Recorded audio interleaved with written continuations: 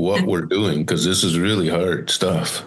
But to me, it's nothing compared to the work that our people have had to do over the last 400 years, and we wouldn't be able to talk. We wouldn't be able to have this conversation if it wasn't for language warriors that have come before us. And what we get to do is we get to be those language warriors today, so that in generations to come, they'll be like, holy, we have it easy compared to what they had it. That's what I dream of.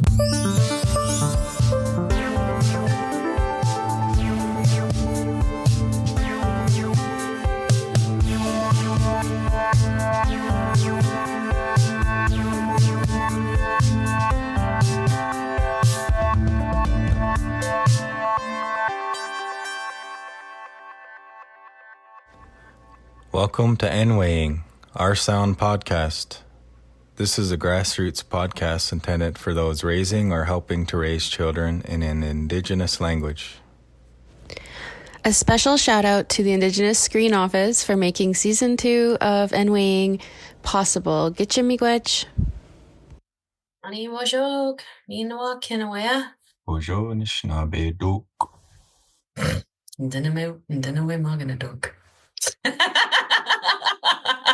Bojo and Dinaway magana duk. Hey, subtle.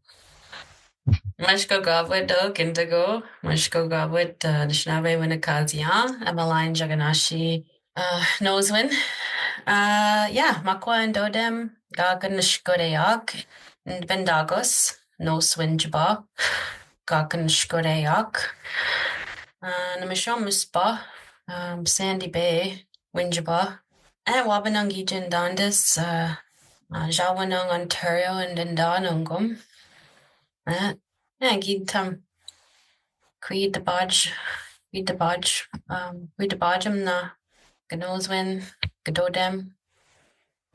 Timigaki, Indigenous. Ani?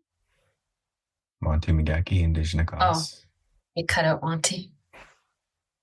I was all Gijigo, Gano, and go. Dashkan Zibing Dunjaba, Dashkan Zibing the Bendagos, and Jikan Dodem, and Dayang, Dashkan Zibing, Kiwi. Giabe, I forget. It's not the right. I learned the word for season, but that's not actually it's a literal term. It's not the term for season 2. And now I can't. Cookie Noonwin. I think Nakuki Noonwin, something like that. We're on season 2, episode Gadwasoina. Awan. Season episode 6 or something. Think so. And going to Kemasi, we debauch mut. Shrigo up to go. Jikwendam Chinendam wa Zindamat. Or is that right? I listened to him. Gindash Anishajiayan Ninabem. Nin Kishango and Dekos. Pane. Yeah, Bishwigo, Mommy Quendam. Pane and Dekos. I'm always tired. Ikashikos Sheba. But I'm well overall. Can't really complain. Janagi, Maji, Kinamage, Yin. Just started a new cohort, hey? Yeah, started teaching again? Yeah, teaching our college program. Started, the new cohort just started. Getting settled with the class, getting to know everyone, just establishing the language, and Chinamami Quen Moka Kinamagas a Jig Jajagi Giji Tawad the last 2 years. Echo Nij Bonum. Yeah, we Gigi Tawad. They did some good work, and they're go mommy Quen Min guy. I'm proud of you for teaching them. That was a really strong group of students that came out, and yeah, we're into the new year now, and we're recording a new episode. And yeah, we can start it off here. He'll be showing up in a short minute here, and yeah, we're really excited to bring you this episode today and to learn from him. Like I said earlier, Anishinaabe Hmong in the language. I haven't met this gentleman yet, but Monty spoke so highly, and I know that other friends of ours know them through other means and whatnot. And so yeah, just very excited to get to know this individual and hear what they have to say. Yeah. So his name is Joe Brant, and I don't want to butcher his Kanyen'kéha, his Mohawk name. So he's Mohawk from Tyendinaga. He'll introduce himself too, but yeah, I kind of, he's a role model for me and an inspiration, how he has raised his kids in Mohawk and his education accomplishments. And I believe he did his defense of his dissertation all in Mohawk. So that was Holy. Yeah. Holy. Sorry, can I take a pause here? Because what? From articles I've seen, just articles I've read about him, and there's some video on CBC about him and his family. But yeah, just reading, that I don't know if it was the first time, but especially from the University of Victoria, it was the first time a dissertation was defended in an Indigenous language and no English. Wow. So that's pretty inspiring, something that I would wish to aspire to for Anishinaabe, but I'm still beginner level speaker, and one day I'll get to hopefully be an advanced level proficient speaker. But yeah, I've been looking forward to this, just another awesome individual person, role model, just inspiring story. Yeah, I was a little bit nervous to do a season 2 in general, just to be on here again. But we did agree that if we came back on, we'd be having guests on. But so far, I'm like, I don't know. So far, every time we have a guest on, I'm just blown away. And I just can't explain the feeling I get after we're done interviewing them. I'm like, whoa, I always forget every time coming in how moved, motivated, inspired, changed I am after speaking to each individual. I don't know why I don't anticipate it beforehand, but yeah, then I'm just holy cow. I'm just honored to share space with the person. So yeah, really looking forward to this, and I think it's going to be a great episode. So tune in, and here we go. Much tada. Thanks for coming on. Yeah, no, I appreciate the invitation. It's always good to share. I just appreciate, celebrating and supporting other people doing important language work, and especially when it comes to work in the home and work with the children. If there's anything I can help with and offer, I appreciate the opportunity to do that. Yeah, thank you so much. I don't know if you and I don't know if you and Monty have been acquainted or not, but I'm Emmeline, so nice to meet you. Yeah, Emmeline, I don't think so. And yeah, Monty, you were saying that we met in AI at a meeting. Yeah, there's a conference or something, and I think we both presented, but I think that's when I first met you in person. Okay, yeah, I do recall that. I went to, I think, maybe 2 meetings of that nature. I was trying to figure out which one and how long ago it was, but yeah, it's good to see you again, and I trust all is well. Yeah. So how's things with you going? It's good. It's good. I'm able to keep going in my language learning journey right now, and my professional work is going really well, and my family is good and healthy, and it's fun to watch every day. Watch the girls grow up. Really good spot in the world. Nice. It's awesome. Yeah. So I seen some of your kind of your stories and stuff online, some news articles, and I think CBC did a video on you and your family. Yeah. So I guess for us, if you want to introduce yourself for people out there, and I guess for Emmeline, who hasn't met you yet, but yeah. Yeah, for sure. Well, if you don't mind, use a little bit of Kanyen'kéha and some Tahohtharátye. Tahohtharátye Kitniungyats Tano Lodiskarewige Onkwehonwehnéha Tyendinaga Ni Galen Tyendinaga Ni Duagastunjo Najaka Niro Adesalunjo Tukani Gotage Tukani Gotege Ugadra Suyuti Got Duakanagade.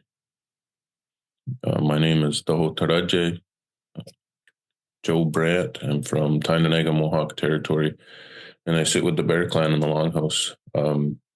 They've given me my name, and just real lucky to be with you today. And as I said just a bit earlier, celebrating some important language work, and I just want to kind of celebrate as well all of the people that are doing language work in the world right now.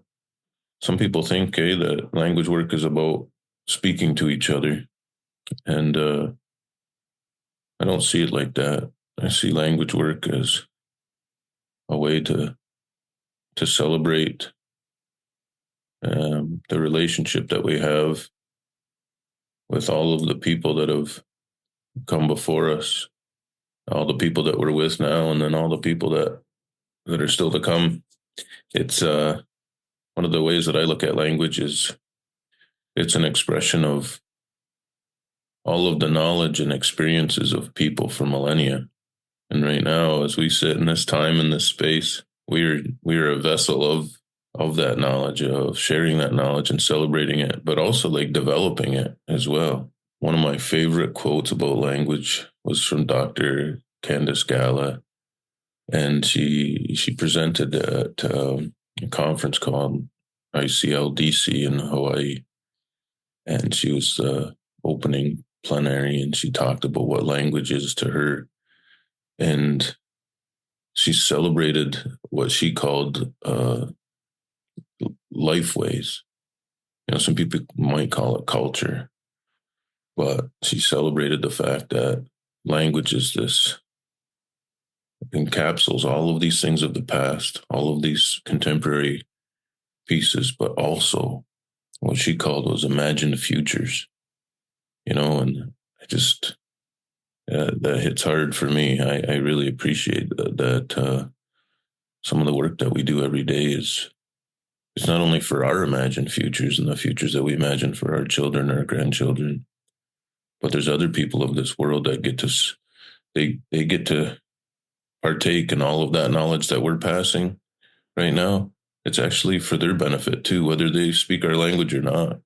The knowledge that our civilizations have accumulated in all of our time on Earth, it's actually not just for our civilizations, our nations. It's for all of these nations of the world. And given the circumstances of our world right now, it's tremendously important that not only we raise up and celebrate all of that knowledge, but it's shared, it's respected, and it's utilized. So that's a pretty long introduction for me, but I just wanted to kind of share, like, that's the essence of the gratitude that I offer for the invitation to join you today, but also some encouragement about what we do as language workers every day. Mm-hmm. So and you're from... I was just like, that's a beautiful way to open up and like start the conversation off. I say like, thank you, miigwech, and you say nya'we. Oh, nya'we for opening us up like that in such a great way, and to get to know you in that way. I'm always so grateful to be able to do the podcast, because like as soon as I start talking to other people doing what we're doing, in their in their mother tongue, it really invigorates and reignites the fire. So I appreciate hearing those perspectives right from the start and the get-go. Yeah, that's what I was going to say before. Sorry, Monty. Oh, I was just going to say for us, just for you to understand that our position is, we're learners of our language, Anishinaabemowin. We're parents. We try and speak as much as we can to our children, but we also live in the city too, so surrounded by, English. And in my community as well, Chippewas of the Thames, we don't have any fluent speakers from our community, so we have that challenge as well. But you said you were from Tyendinaga. Is that where you're born and raised there? Yeah. And there's a commonality that we might be able to talk about, and in the fact that we're of a low speaker population community, much like you mentioned with your community. Yeah, I was born and raised here in Tyendinaga, and I always joke that I live here, I raised my family here, but I'm likely going to retire and expire on the same road that I was raised. I have this love for community that that I just don't see myself moving away from, and maybe that's a good spot to start. The current environment here in Tyendinaga is that there's a really strong group of people working hard to celebrate and to normalize language use, and to revitalize some of our community's ties to our language and culture.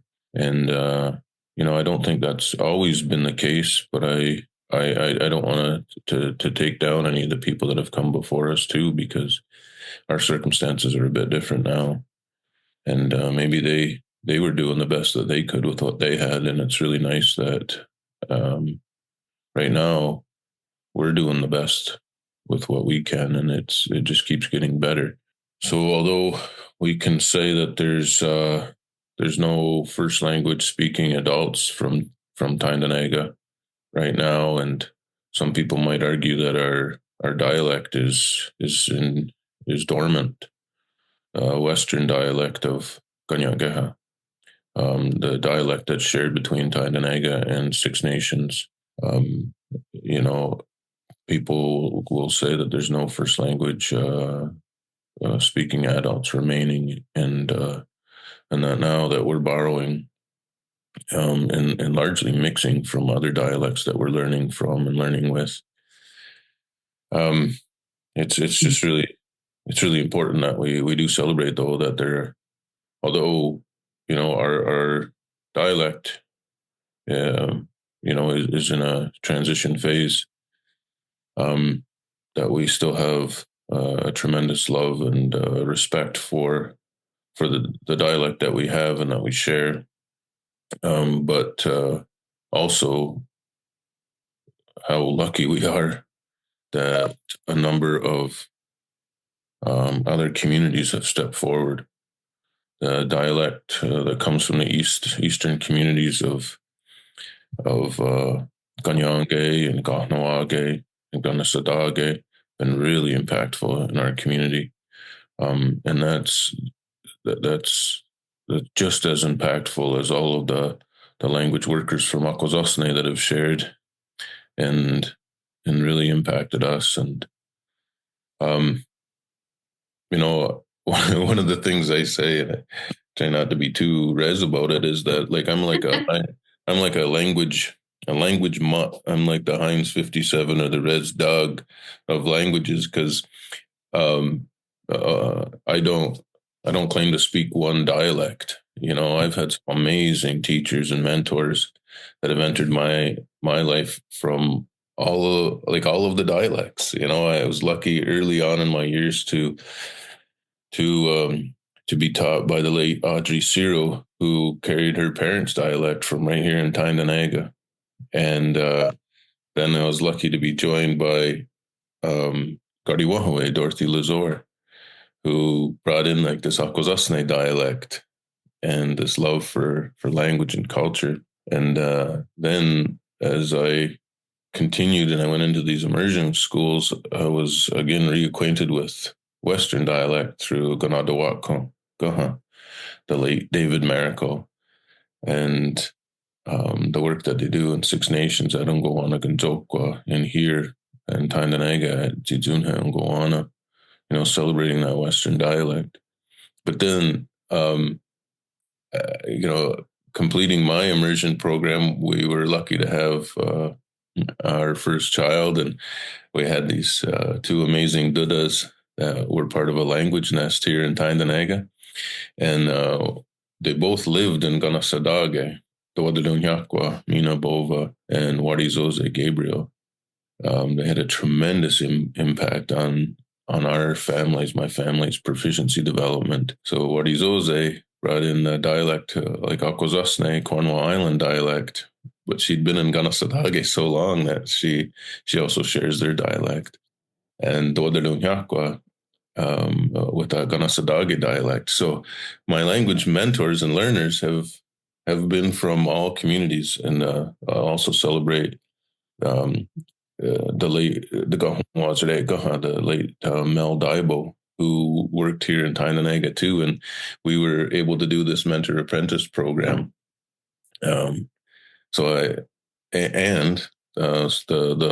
radio programs from Kahnawake that were impactful for my language learning. So there's this Kahnawake dialect, this Ganasadage dialect, the Akwesasne dialect, and then the people that have helped perpetuate the Western dialect. So I borrow from each one of them, and I make mistakes in each one of them, and I try to do my best to be comprehensible in each one of those dialects. But the Heinz 57 Res Dog, that's got a mix of all of these different breeds. I kind of equate that to my understanding or my vocabulary, my language use of Kanyen'kéha.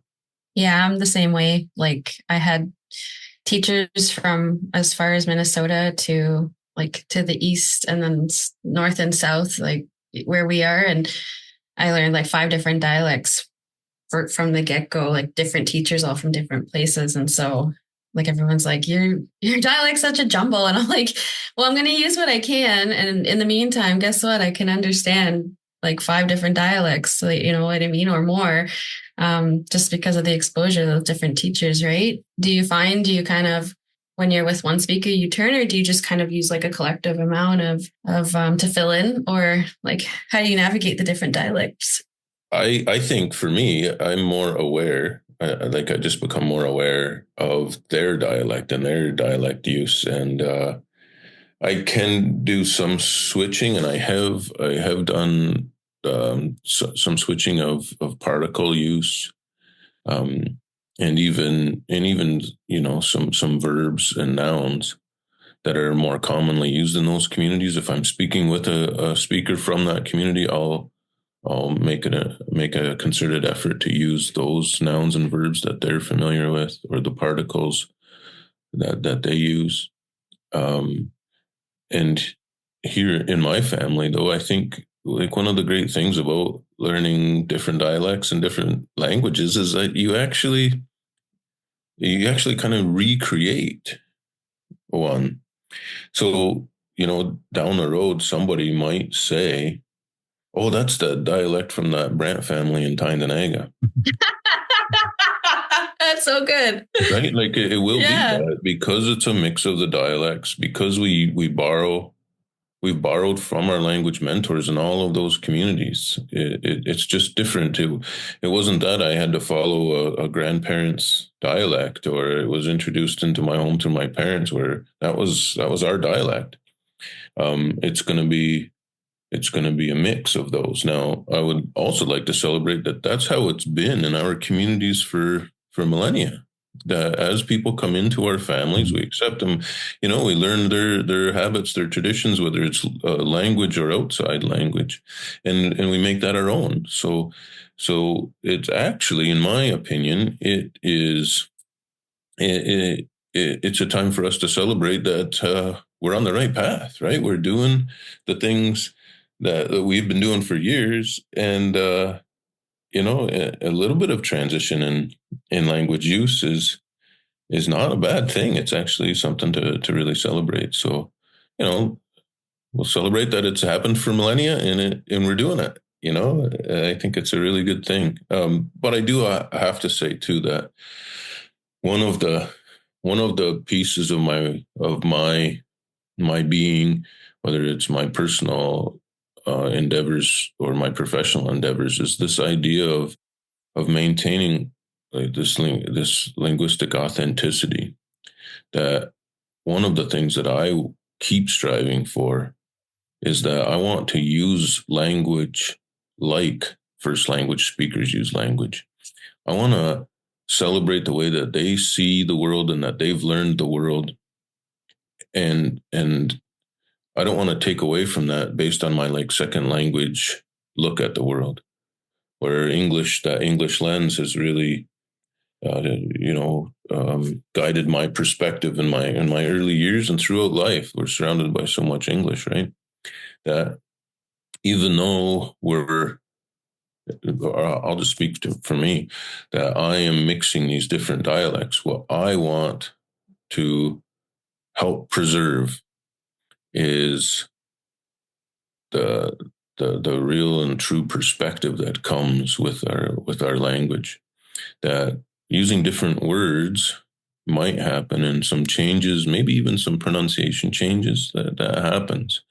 But what I want in my proficiency development now and moving forward is to make sure that like I have that authentic lens, that realistic cultural worldview that is perpetuated through language, and I want to protect that, and I want to perpetuate that, so that that we don't just speak Kanyen'kéha or Onkwehonwehnéha. We don't speak our languages just being English with different sounds. You know, I want to speak our languages the way that we look at the world. So dialect change happens. It's awesome. Celebrate it. But also still the work that I like to think about is how can I still ensure that I get this authentic Onkwehonwehnéha way of being and looking and talking. That's just refreshing for me to hear about, I don't know if I've ever thought about that, like just as a point itself of like, yeah, so many of our families came together from different communities, like that was essential. And like, I hear that all the time in other people's families, like not my own, because my grandparents died at a young age, but they were from different communities, Sandy Bay and Long Plain. So of course it'd be a mix in the household. And I've heard that so many times, like such like different, like sub-regional dialects being in one household and then it becoming a mix. So I haven't even thought about that before, like as just by itself. So I'm like, so refreshing to hear. It should be celebrated. It's a positive thing, right? Like, yeah. Sorry, Monty, I keep getting really excited. So I'm curious about your learning journey. Like, were you always wanting to learn the language, or was it? I know for me, it wasn't like it was kind of a little bit about my story. My dad kind of planted the seed that I should learn our language. But it wasn't a priority for me really, even up until my mid to late 20s, I guess. So I'm just wondering what your journey was like and how you became proficient. Yeah, I have to say that we share a commonality there. I feel growing up here in Tyendinaga, I guess maybe I'll preface with I don't share this story out of disrespect for anyone. I respect where everyone was at, not only in our community but in my family at the time. And it's easy to look back on circumstances that you may not have been aware of, and judge. And I don't wish to do that. But in saying that, I feel that as I grew up here in Tyendinaga, that the use of Onkwehonwehnéha language and ceremony was really looked down upon. The speakers that I ended up learning that were speakers that I grew up seeing either daily or from time to time, they didn't share the language. That there was definitely an element of shame that came, or reluctancy. I don't want to say shame, maybe reluctancy that came with them using the language, and that's a kind of discouraging part of my language learning story, is that I was surrounded with people here in Tyendinaga that were first language speakers. Oftentimes I didn't even know that they were speakers of our language. And that's unfortunate. But even in my family, I have to say, my father and my grandfather and my great grandfather, they had to kind of relocate over to Prince Edward County for work. And although they stayed connected here to Tyendinaga through their family, through political work, they, when I was growing up, it wasn't a high priority for me to learn our language or even tradition. It was more looked at as quite secondary to maybe second language learning in French, and the ability to obtain employment and prosper economically through English and French, and growing up, and in my first language exposure, I think, and I want to celebrate this, is my first language exposure. I didn't even know that I was speaking Onkwehonwehnéha. It was just with some short phrases that my mother's from Chatham, Ontario, and she's a English and French speaker. So in and around your area. Mm-hmm. I remember a time that I was saying, like, I don't know, like just short phrases like "adu" and "adukes" for us is like the reaction to extreme cold and hot, and "agi" to like you bunk your knee or whatever, and that you say these real short phrases that were still alive in my family when I was growing up, because my mom was like, "What are you saying?" And I'm like, "I don't know." I'm saying like "agi," you know. She's like, "No, you say ouch," and I'm like, yeah, it's the same. It's the same. And at the time, no, I didn't know it was like our use of Onkwehonwehnéha, but that's all that I had in my family for language. And exposure came at the elementary school here in the territory in the NSL classes that started out as like once or twice a week. And eventually, through my time at the elementary school here, moved up to 3-4 times a week, and that was it. Like in those early years, it was about learning the colors and the animals and singing a song, and and just it was what I call exposure programming, right? Just trying to expose people to the language in a nice way. But in hindsight, the biggest impact, the biggest thing that happened in my language learning and cultural learning adventure was the siege of Kanyen'kéha in 1990, that people called the Oka crisis. But it was really when the Canadian government and the military, the provincial government of Quebec and the S2E6 de Quebec decided that they were going to support the building of a golf course over our traditional lands. And what they didn't know at the time was their actions not only violated many elements of human rights and human dignity, respect for the land and respect for human beings, but what they didn't know is that it was sparking this reconnection to Indigenous nationhood, and especially in Mohawk territories, Mohawk nationhood, and was largely one of the most impactful parts of my life so far.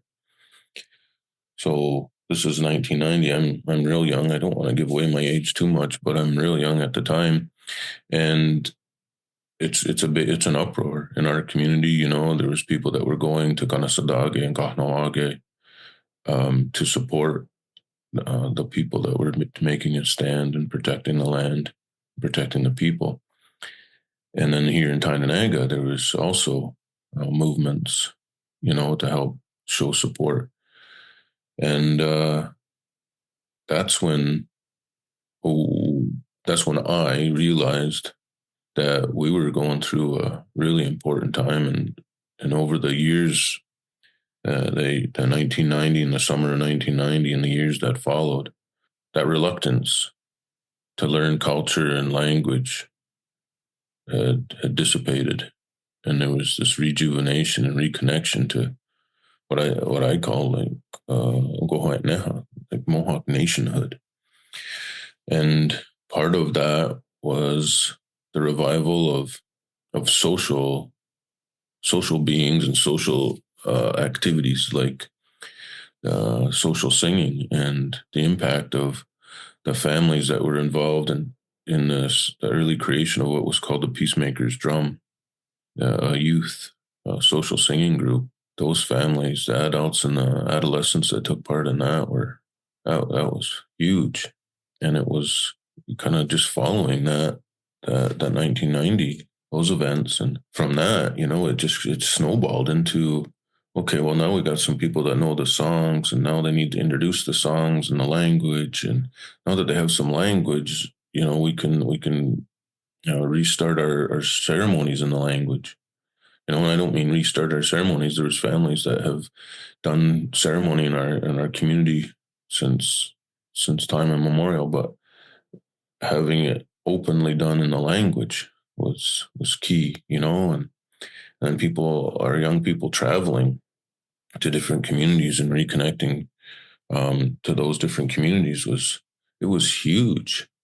So that was a major part. And then, as I said, in 1992, or I think it was around 91, 92, Gardiwahaway, Dorothy Lazor, moved to our community to teach language in our schools. And and she just brought this spirit of being Onkwehonweh, like being a speaker, being a learner, and being a strong Mohawk person. And this is starting to move into teenagehood, and she'd say, hey, if you are Mohawk, that it's because you speak Mohawk. It's not something that you just are. Like, if you don't speak, you're not Mohawk. And and we had an awesome opportunity to learn from her and travel with her and make connections to her family and to her community of Akwesasne. And yeah, so it was, but it was still real basic, like I look in my proficiency, it's still like novice mid, maybe, real low. And I went away to university after high school. I was able to take, with Gardiwahaway, I was able to take Mohawk language classes every year up until what was at the time was OAC, right, in the grade 13. And I went away to school, and a friend of mine moved in my second year, and we always like to be able to speak a bit back and forth, especially if we needed to say something about somebody else. But it kind of was still very, very basic stuff, and you kind of memorized phrasing. And then I went to teachers college after that. And this was a real important point. It wasn't connected to language yet, but it's actually what really spurred on this renewal of language in my life. And one of the things about our program, it was an Indigenous teacher education program at Queen's University, and a professor in that program that really wanted us to understand what culturally integrated learning was versus culturally inclusive learning. And that integration just kind of being speckles of it here and there, and culturally inclusive learning being the learning embodies the culture and language. And it was something really I had to think through a lot at teachers college and try to bring right into practice right away. And I got real lucky that there was a private high school here on the territory that was centering their curriculum and their activities on our culture. So I thought, you know what, that's a spot to start. So I taught there for 14 months right out of teachers college.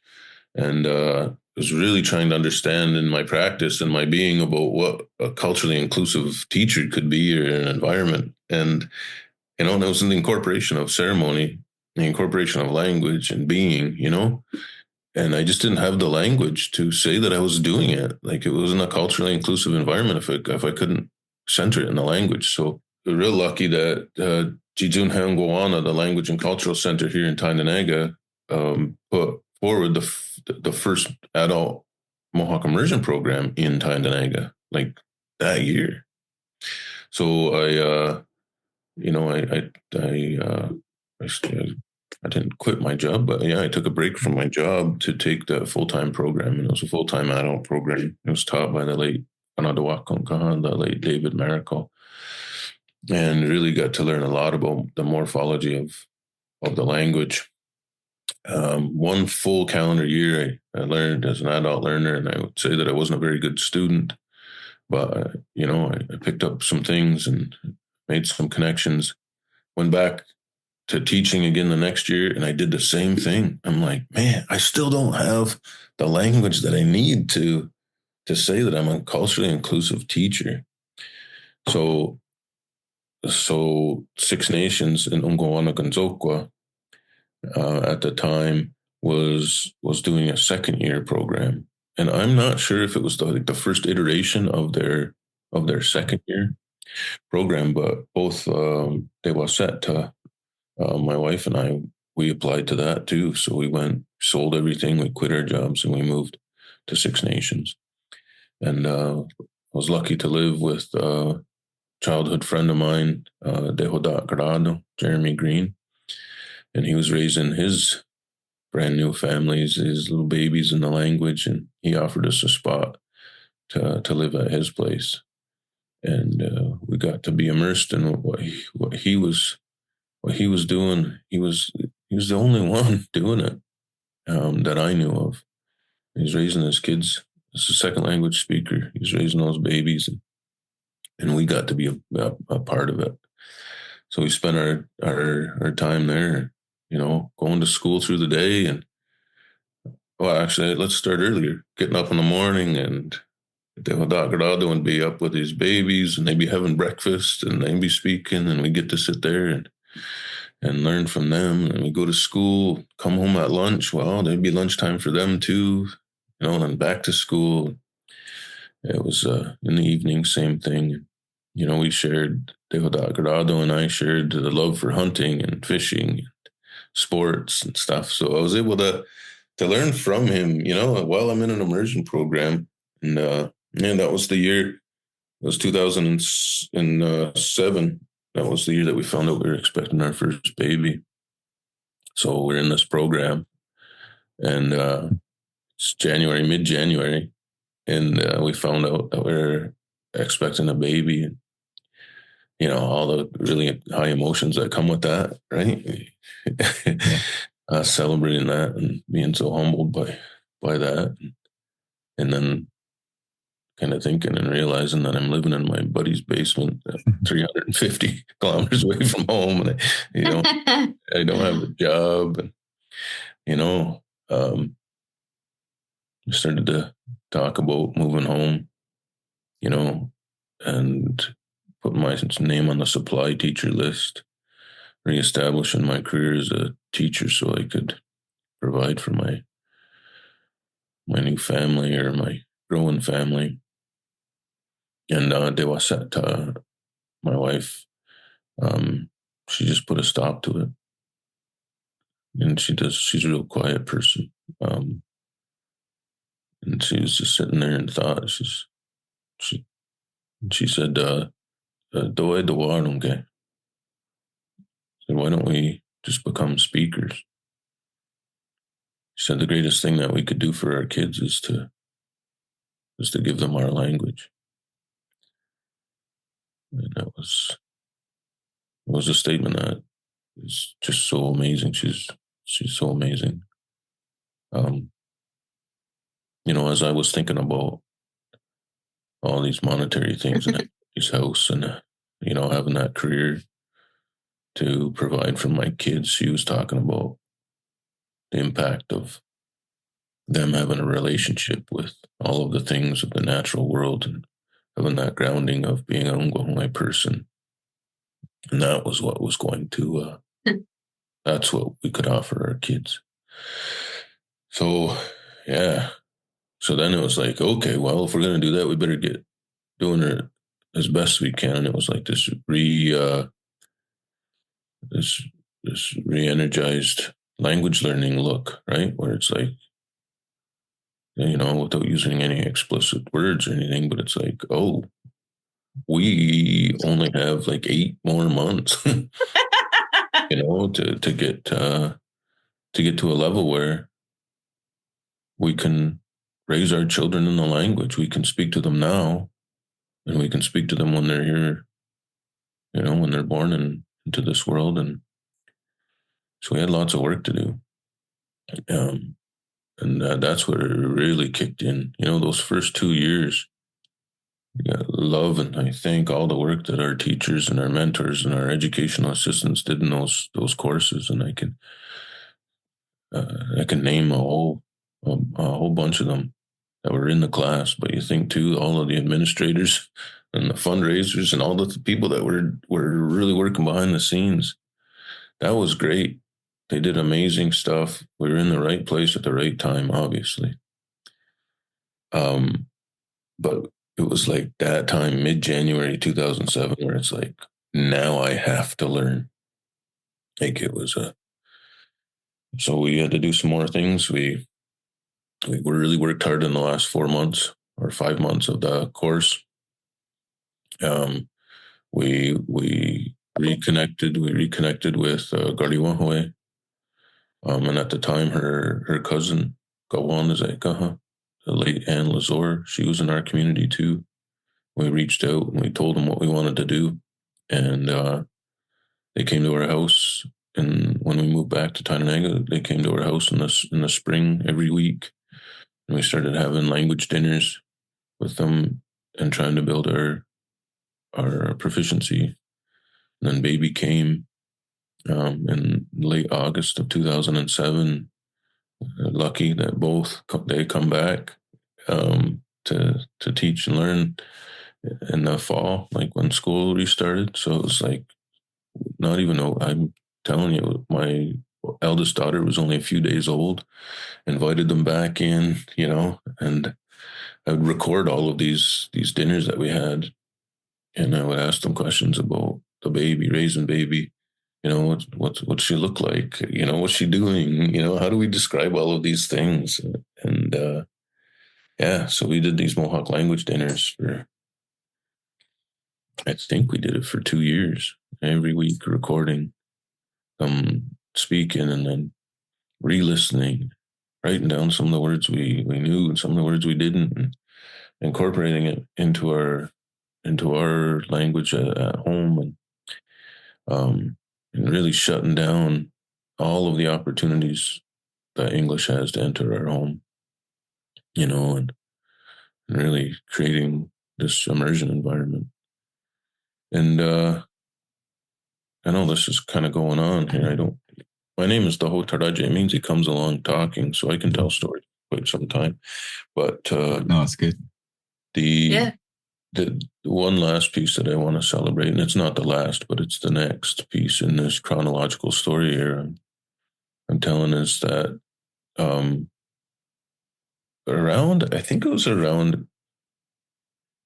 was this September of 2008. So my eldest daughter was just turned 1, and my wife applied to be education assistant at the Language Nest, and the Language Nest was it was an amazing program here in Tyendinaga, and there's many different iterations of it across Mohawk Territory and elsewhere.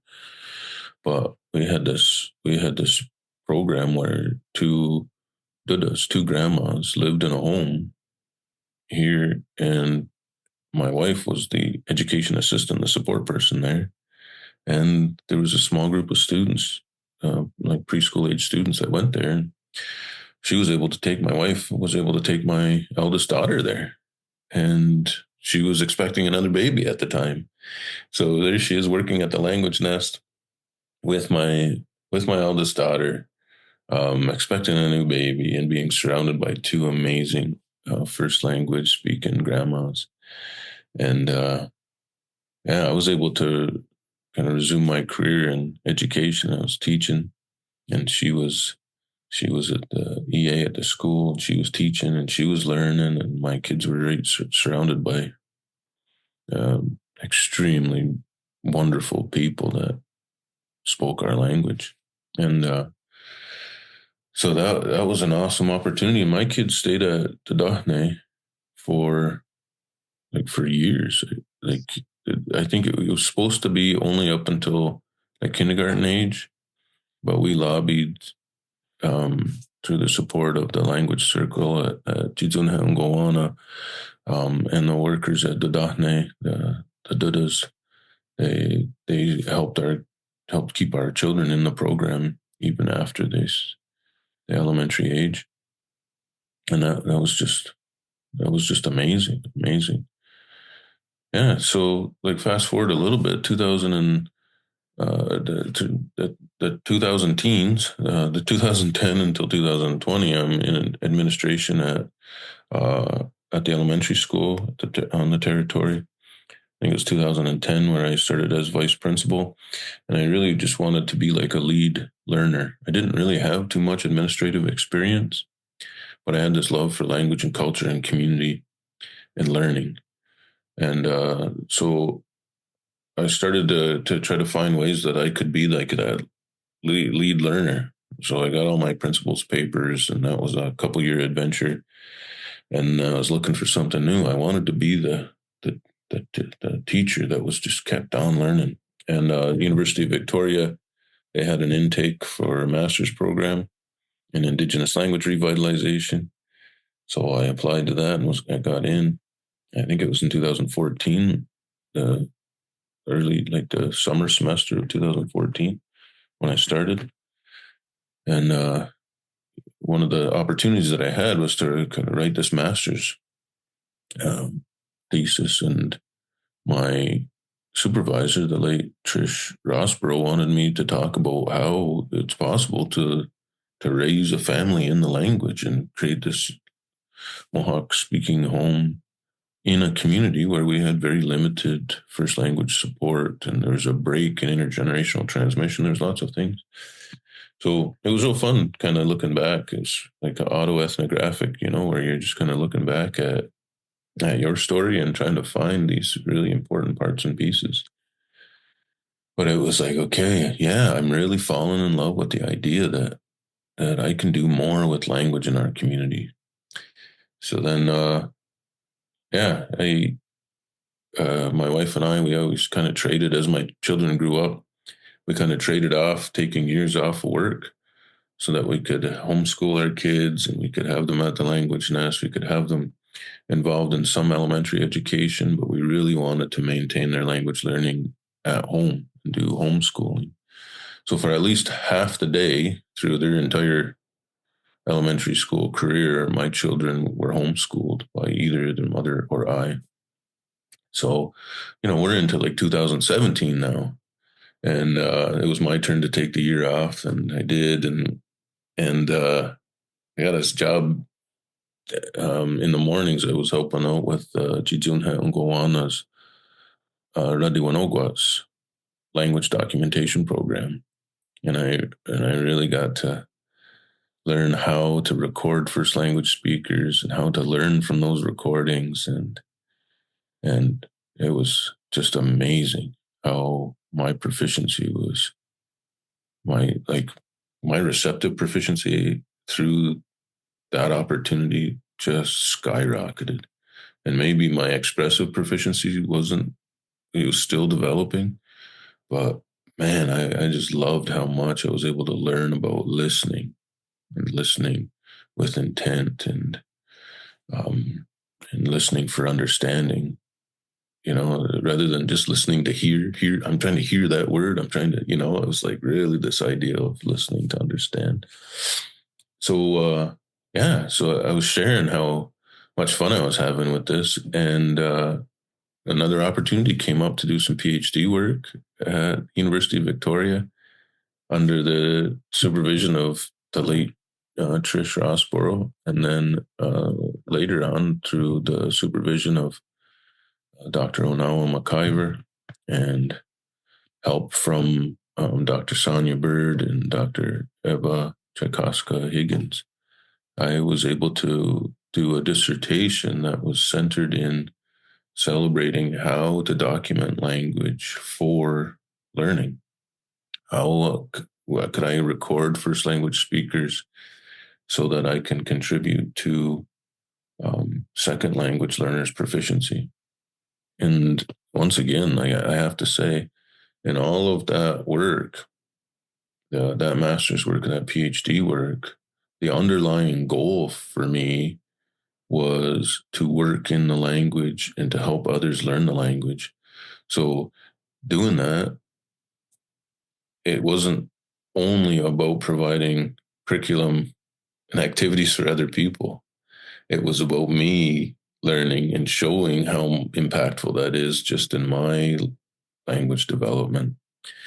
And since 2020, I switched to I didn't switch career paths. I just moved to a different direction in education. And through the University of Toronto now, I get to teach some language. I get to teach in a linguistics course about what's what I would think is called linguistic relativity, and like how language impacts thought and actions. Sustaining Indigenous languages in Canada is one of my courses I teach. But what they've offered to me is the ability to continue my language work in my community, my proficiency development work in my community, and to have an opportunity to share that with other Mohawk communities and even the broader scope of Indigenous language work across the world. So,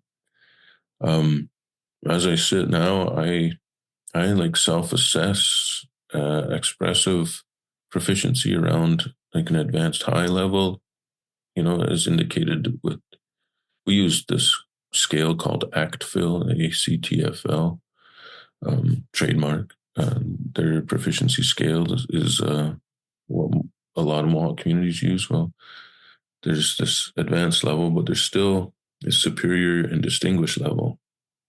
And I can't wait to keep working to get up into these superior levels. And receptive comprehension, I would say that I'm at least at advanced high in receptive comprehension, so I can understand our speakers and almost every single thing they say, even if it's a new word, I can get that understanding. So that's my proficiency story. And I know it's long, but if you know me, you don't expect anything different.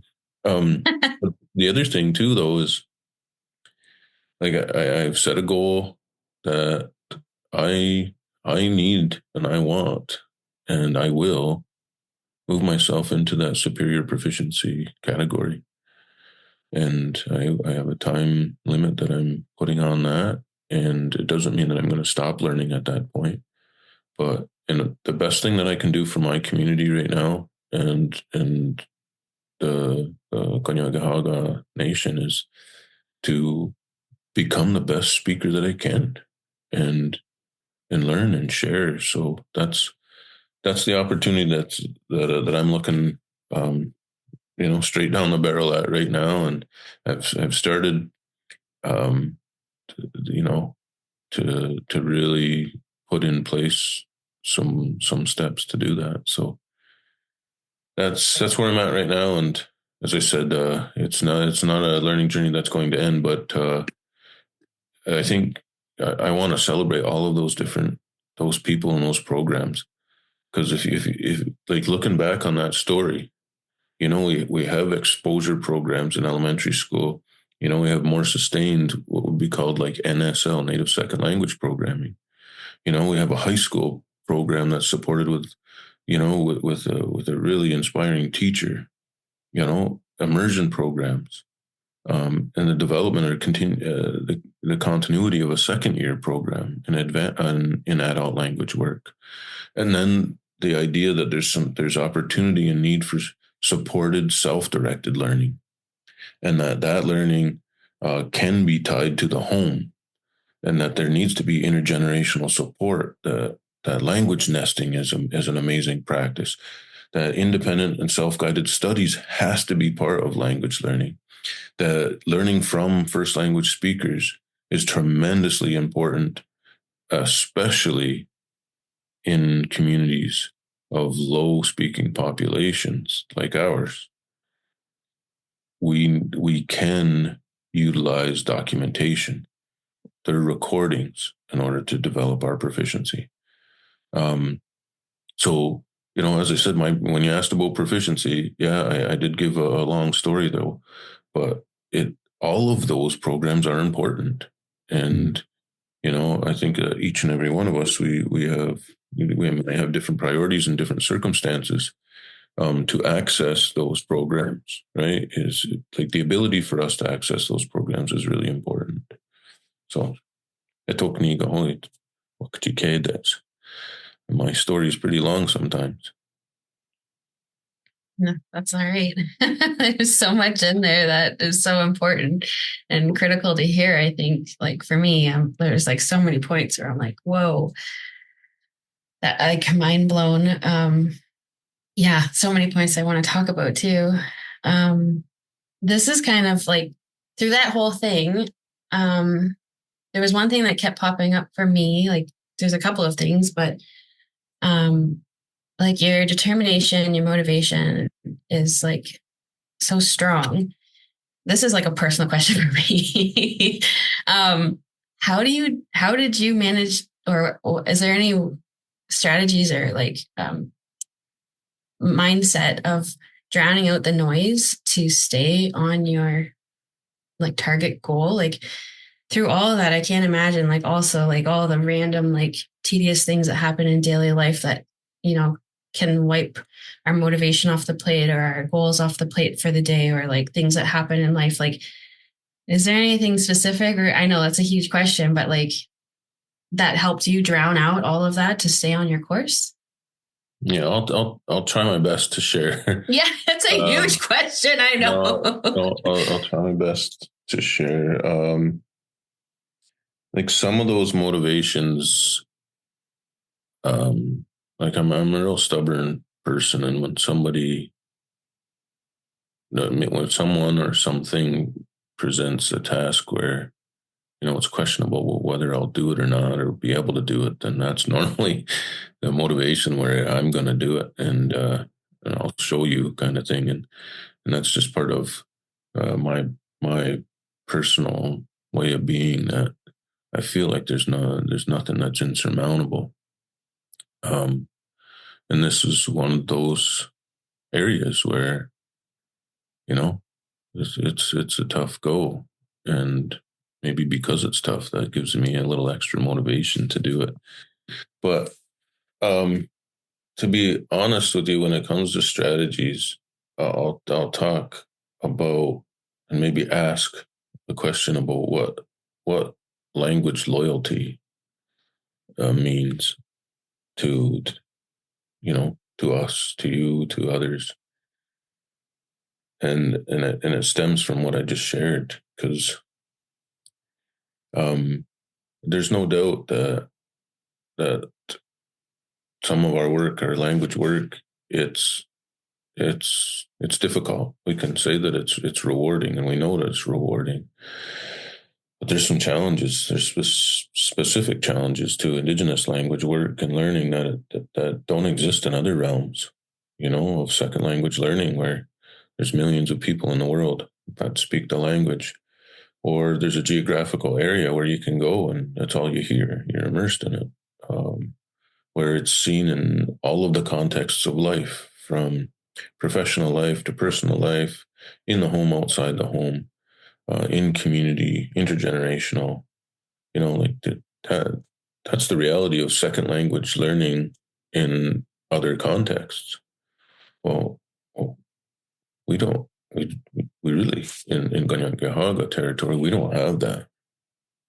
And it's about creating that for yourself, and making deliberate actions and plans and practice to really support yourself in ensuring that your language is always at the top of the priority list.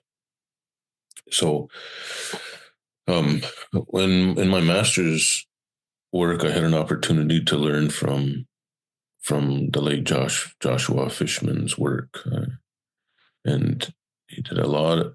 And some people regard him as the godfather of language revitalization, for revitalization of Hebrew and whatnot, and other languages throughout the world. But one of the things that really stuck out was this phrase called language loyalty. And language loyalty for us, as I just kind of tried to frame, is a lot different. How do we learn and use and celebrate our language even when we're in a community that's not doing that? Or even if we're in a community that does do that, but only in certain places.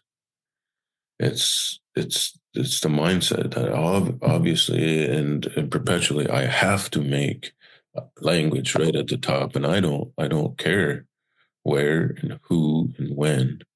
It's always going to be there. So, especially when people enter this realm of this advanced proficiency, this movement towards what people might characterize as native speaker-like proficiency, there is a need for a self-directed question. And that is, how loyal are you to your language? What does language loyalty mean to you? How bad do you want it? How bad how many sacrifices are you willing to make to learn and to speak and to share the language? And I think that speaking proficiency can be equated to the degree of loyalty that one has with the language. And it's not just a mindset, it's actions. It's this deliberate practice of doing that likely is the most important. So I just don't, I can't see that as a specific strategy that you go back to, in a specific circumstance. But I feel like it's all tied to this idea that the language we have this reciprocal relationship with it. There's things that I need to do in order to learn from and with it. And there's certain things that the language gives to me to me, it's like a breadcrumb that helps me on my way.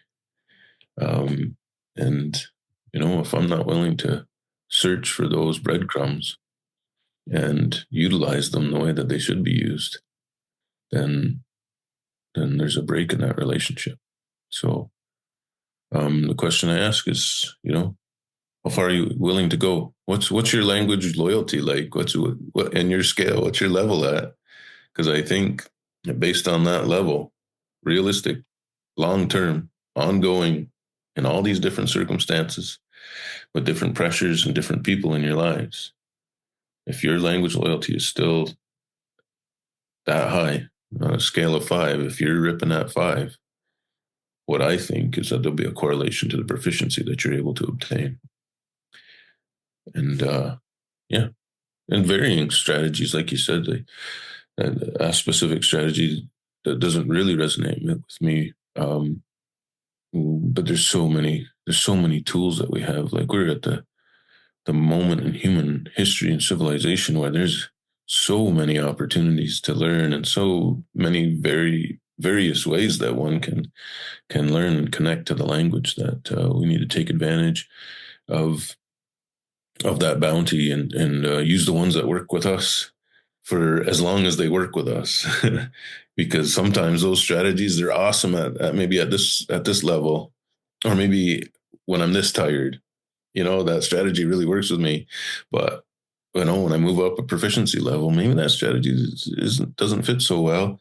Or maybe I have this extreme motivation and I'm going to, use another strategy because I'm at that point. So that's important. And I think that the second piece, maybe if I can, it would be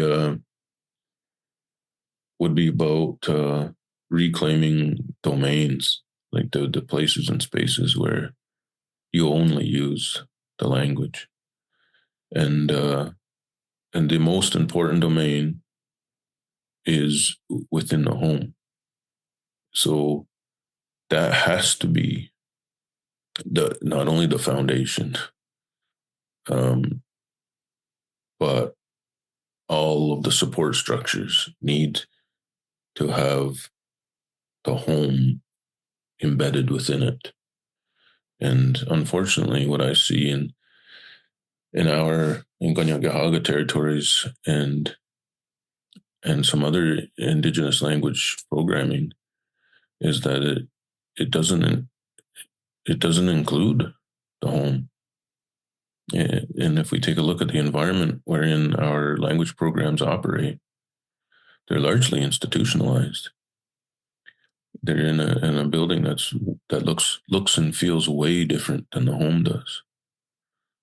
So if one of the main indicators of the normalization of language use is the use of language in the home, then our programming and our efforts, our practice as language learners needs to have the home domain as its main focus.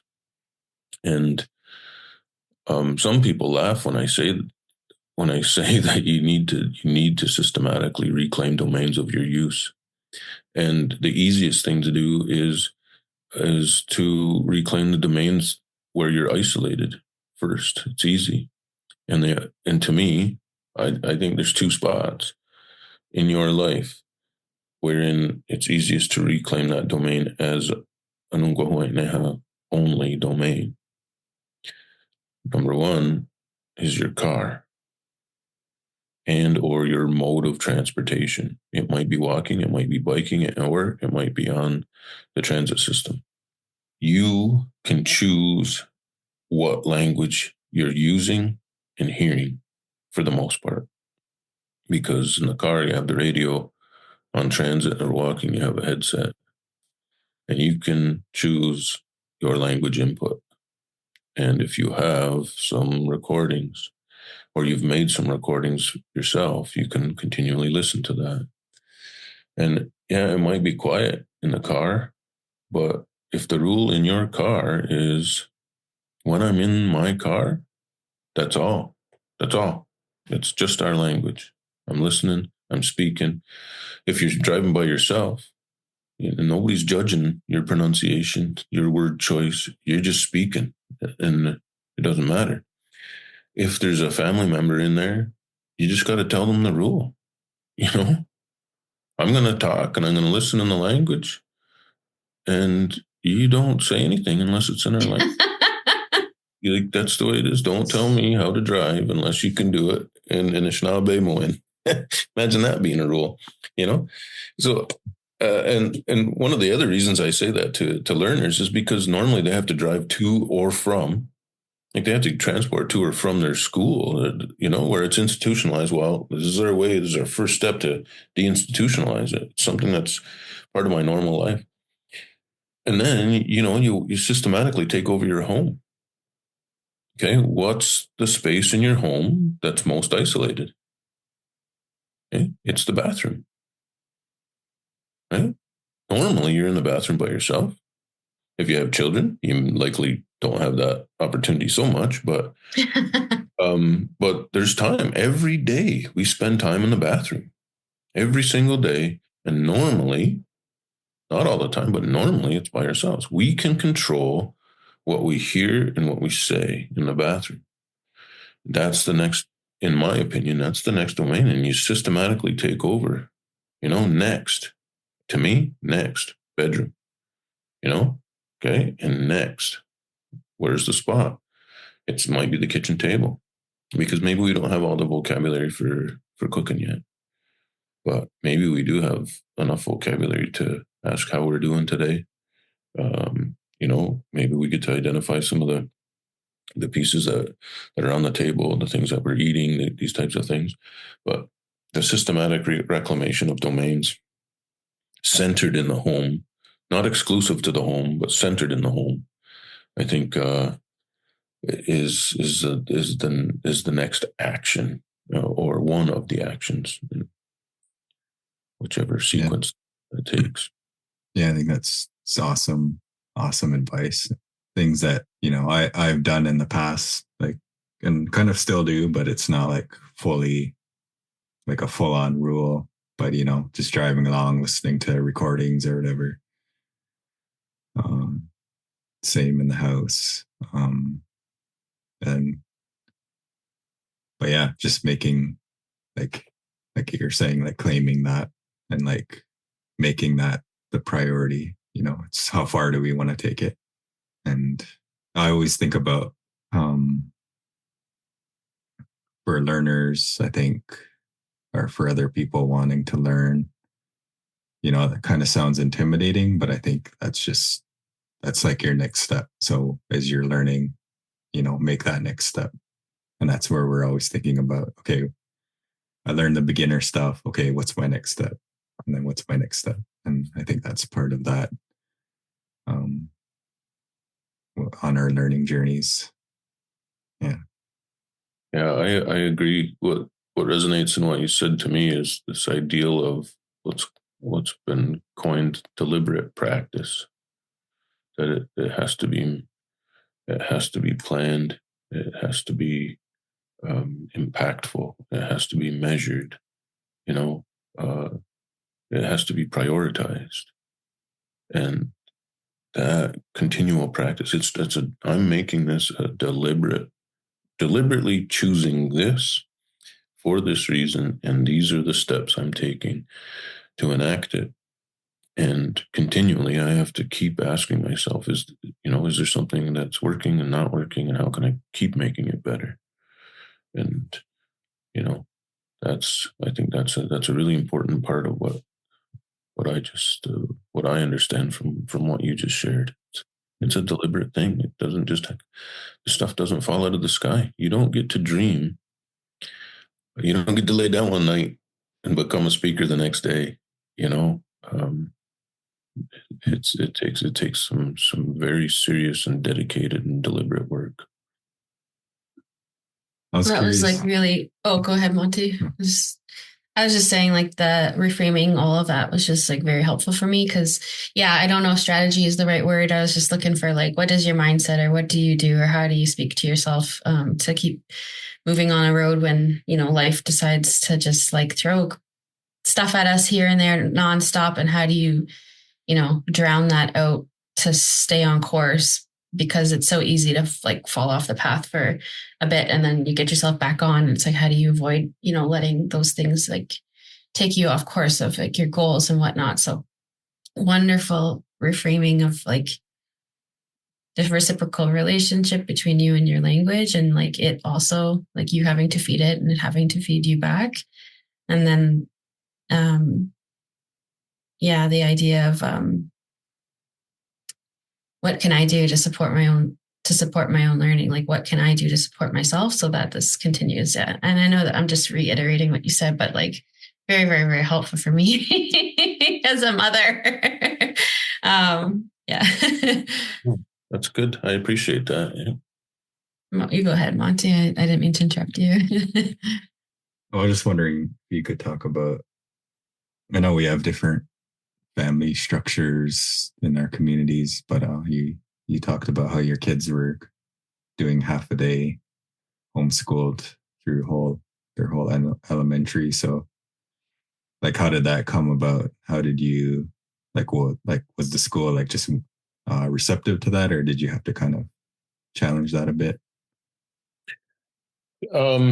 Well, my circumstance in that regard was a little bit different. I was the vice principal at the time of the elementary school, so that that's an important part, but not as important as the willingness of the staff and the administration at the school to accept that that's an important part of your being and your family and your children's growth and development. So um, it wasn't difficult. It did take some planning. It did take um, some give and some take. This reciprocal relationship, but it was tremendously impactful in the continuity of language use for my children. I would think that it's likely one of the most important parts of my children's ability to be able to express themselves in our language today. Because don't get me wrong, all of those early years were really really important. The time that Tewahséhtha, my partner, and I took off of work, the dedication that we had to the Kanyen'kéha being the language of our home, the support networks that we created and were supported by the language nest, all of those things in those early years, tremendously important to the point where my children were extremely highly proficiency speakers, um, equivalent to elder speakers in their ability to comprehend and express themselves. But one of the things that we know of this world that I live in right now is that if English has an entry space, it just takes over. It's look at world's history. This happens to people and places, and it happens to language too. That if you give it that crack that door open a little bit, boom, it busts it right down, takes over everything, does it all. So um, we were protective of that, but we were also under the understanding that that our children were and are going to be bilingual, and that's okay. Multilingualism is amazing, you know. So with that came the opportunity for our kids to go to school for that. They were already going to be bilingual, whether the school was involved or not. But an important part of their early years to me is all of those important things that you learn in kindergarten. There's a saying that everything that you need to know in your life you learn in kindergarten. It's about sharing, right? It's about taking your turn. It's about supporting somebody else. It's about asking for help. All of those things. So the education system that we're involved in this part of the world that doesn't celebrate that is actually the most important part of elementary school. It's about building friendships and learning these social rules that come with being a respectful human being. So we wanted to give them that opportunity to be a part of that and learn and make friends and have fun. But we also knew if they were going to be there all day, that it was just going to take over. So, we were lucky enough in our situation to be able to do what we could to work with that. And all the teachers and the support staff, the educational support staff at the elementary school here, and the administration were all in support of it. And as I said, sometimes there was a really cool event that was at the school, and they'd be like, "Hey, can your daughter stay all day?" I'd be like, "Yeah, absolutely," And then sometimes we just take them out of school for a week, and or maybe we go to another community for ceremony, or we'll go somewhere else, and we just worked together at that. And I will also say this, there's this fallacy, this myth out in the world that learning a minority or an indigenous language takes away from someone's ability in a common language, in this case English, and or that the focus on indigenous language education takes away from the academic achievements of a student. I am here to tell you that our experience is absolutely 100% the total opposite. That my children's ability to express themselves in English is great. Their academic achievement throughout their elementary school career, and now we're getting to the point where my eldest now is entering her last semester of high school, and every single year since she was in junior kindergarten, she has been commended in many different ways for her extremely high academic achievement. My youngest, same, extremely high achieving academically in institutions where they only attended largely for half the time. Their ability to speak English is it's not been negatively impacted by their ability to speak another language. And this colonial, especially in colonial southern conservative Ontario, that we should be monolingual English and these myths that are out there that promote that, and people that promote these myths are well off the base of what reality is. And I'd encourage us as learners, as speakers, as teachers, as parents, and all of the generations, grandparents and young people, that you don't give up something because you're learning your language or speaking your language. You actually gain much more than you'll ever give. And it's so as I said, the support that came from the community, amazing. The teachers, the administrative support, amazing. And the achievements of my daughters, and it's not because of the language, it's because of who they are and what the work that they've done and put into this. They're really amazing people, that just happen to be first language Kanyen'kéha speakers. And I think that's something I'd like to celebrate. Wow. It's an awesome story. Yeah, I'm glad you're able to share it with everyone. Yeah, that's awesome.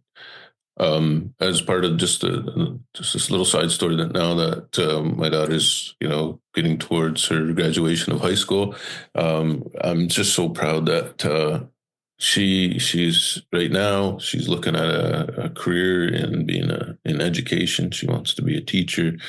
She's made strides to apply to university programming, but also has made strides to applying to adult immersion programs, and is just, what an awesome opportunity. I really appreciate that as we get to this transition in our family's life, that we've still been able to maintain a kind of a love for learning and a love for teaching. And one of the tools that she has, and one of the gifts, I guess, that she can share is that language. So, I really hope that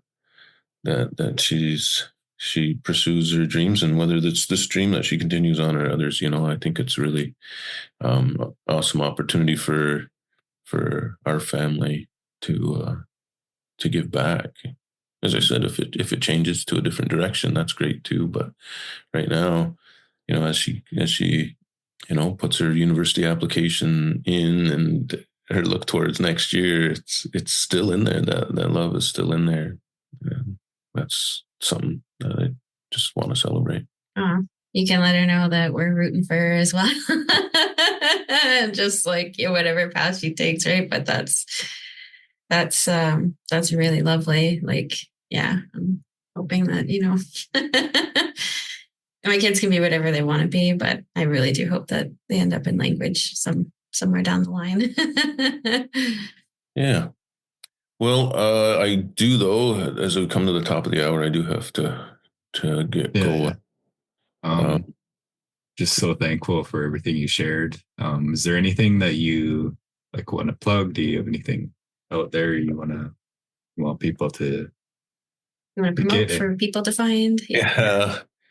I don't know if it's anything specific, but in my story, none of my story we wouldn't be talking about this without just amazing people doing amazing things for generations. We're at the point in our history or our civil, like our day and age where this is actually, to me, this is easy.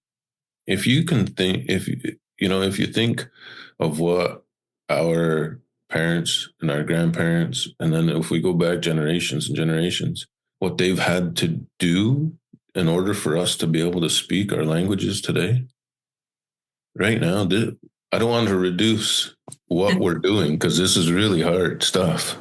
But to me, it's nothing compared to the work that our people have had to do over the last 400 years.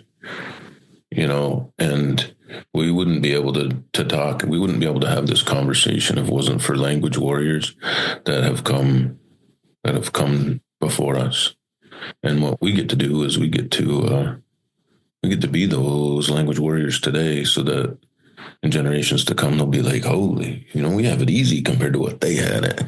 That's what I dream of. But so for a plug, or for an offer of gratitude and respect in closing, it's to celebrate that many people have shaped this story, and I hope that I've been able to celebrate their legacy and their impact on my family. And I'm mentioning them by name in these stories. But there's other people that I wasn't able to mention in these stories too. The ones that are working behind the scenes, the ones that are working that I just wasn't able to mention. But I wouldn't be here, and my family and my language and my community and my nation wouldn't be in this situation if it wasn't for all of the people that have come to this point. So I really appreciate the opportunity to share their stories, my perspective on how they've shaped my life with you today. Yeah, go ahead. I have one more request. If you can share something in Mohawk to other Mohawk learners, like some words of inspiration or... Yeah, oli huiu.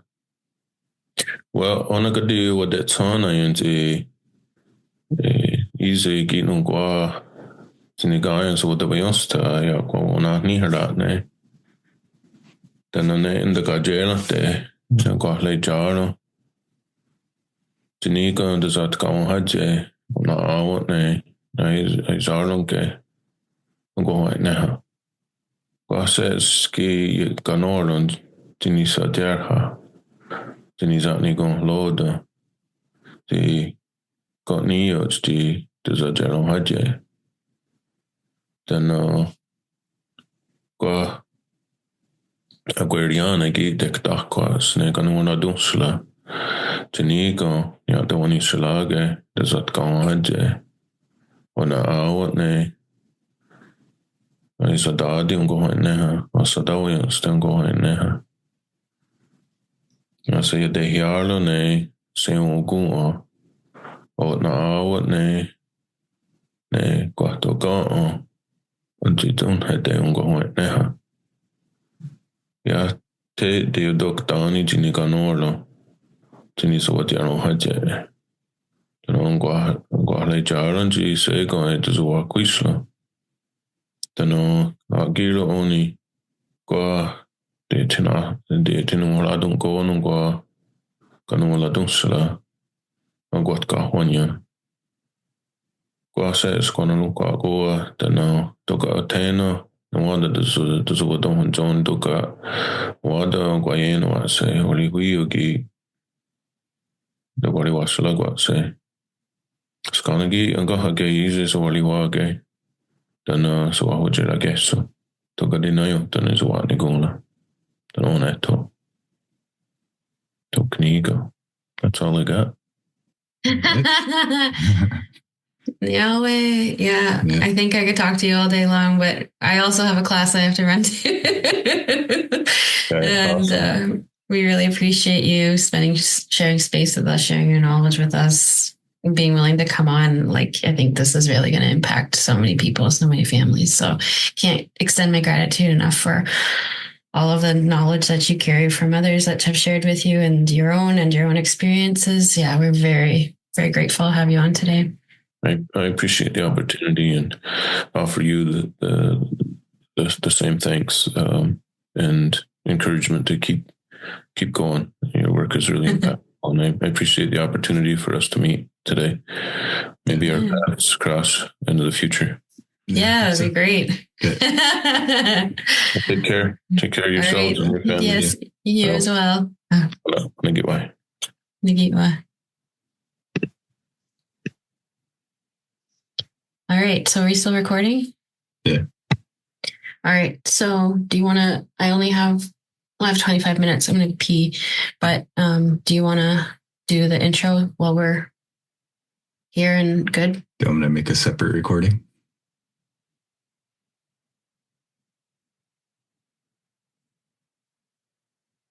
No. Okay. Just let me use the washroom first, and then we'll get started.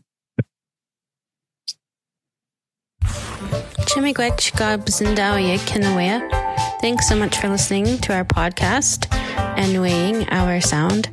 To reach us by email, find us at oursoundpodcast@gmail.com.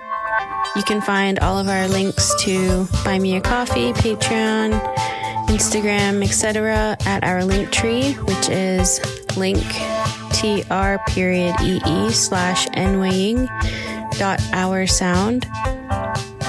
Our theme song was done by myself, Neen Mashkogabwitkwe, and artwork completed by Nashime, my younger brother, Brant Beauchamp. Chimigwech.